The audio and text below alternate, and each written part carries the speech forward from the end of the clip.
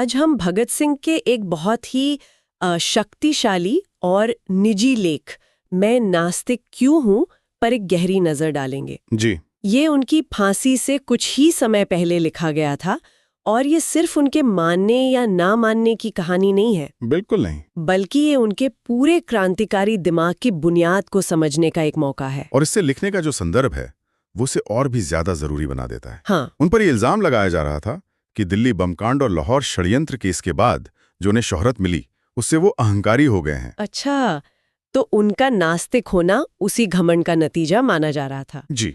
तो ये लेख असल में उस इल्जाम का एक सीधा जवाब था। और मुझे जो सबसे हैरान करने वाली बात लगती है वो ये कि भगत सिंह हमेशा से ऐसे नहीं थे, है ना? नहीं, बिल्कुल नहीं। उनका बचपन तो काफी धार्मिक माहौल में गुजरा। हाँ, यही तो कहानी का सबसे दिलचस्प मोड़ है। वो खुद बताते हैं कि उनका परिवार आर्य समाजी था, मंत्र का जाप किया करते थे घंटों तक। हाँ, तो सवाल उठता है कि इतना गहरा विश्वास टूटा कैसे?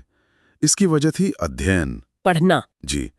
जब उन्होंने क्रांतिकारी आंदोलन में कदम रखा तो उनके कई साथी जैसे राम प्रसाद बिस्मिल और सचिंद्रनाथ सान्याल ये सब गहरे आस्तिक थे, लेकिन भगत सिंह ने बाकुनिन, मार्क्स, लेनिन जैसे विचारकों को पढ़ना शुरू किया और यहीं से सब कुछ बदलना शुरू हुआ। जी हाँ, उनका नजरिया आदर्शवाद से यथार्थवाद की तरफ मुड़ गया।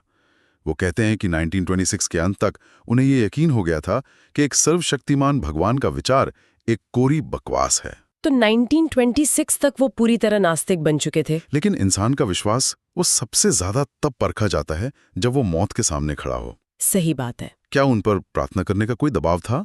हाँ, और यही उनके तर्क का सबसे मजबूत हिस्सा है। उनके दोस्तों ने उनसे कहा कि आखिरी दिनों में प्रार्थना कर लो, तुम्हें शांति मिलेगी। सांत्वना मिलेगी। और वो इस बात को मानते भी हैं कि विश्वास करना मुश्किलों को आसान बना सकता है। एक आस्तिक सोच सकता है कि उसे स्वर्ग मिलेगा या उसका पुनर्जन्म होगा, लेकिन एक नास्तिक के लिए तो अंत का मतलब सिर्फ अंत है। बिल्कुल। वो जानते थे कि फांसी के फंदे के साथ ही उनका अस्तित्व खत्म हो जाएगा। दी एंड। और कोई इनाम नहीं। कोई इनाम नहीं। उनके लिए किसी इनाम की उम्मीद किए बिना एक बड़े मकसद के लिए अपनी जान देना अपने आप में सबसे बड़ा इनाम था। और वो सिर्फ अपने बचाव पर ही नहीं रुकते, वो तो पलटकर आस्तिकों से ही कुछ बहुत तीखे सवाल पूछते हैं। हाँ, और वो सवाल आज भी उतने ही प्रासंगिक हैं। वो पूछते हैं कि अगर तुम्हारा भगवान सर्वशक्तिमान है तो उसने ऐसी दुनिया क्यों बनाई जहां इतनी गरीबी, इतना दुख है, इतना अन्याय है। हाँ, वो लोगों को अपराध करने या मुसीबतें झेलने क्यों देता है? और वो कर्म और पुनर्जन्म के सिद्धांत पर भी सवाल उठाते हैं ना, बहुत जोरदार तरीके से। वो इसे विशेषाधिकार युक्त लोगों का आविष्कार कहते हैं। अच्छा। उनका तर्क था कि अमीर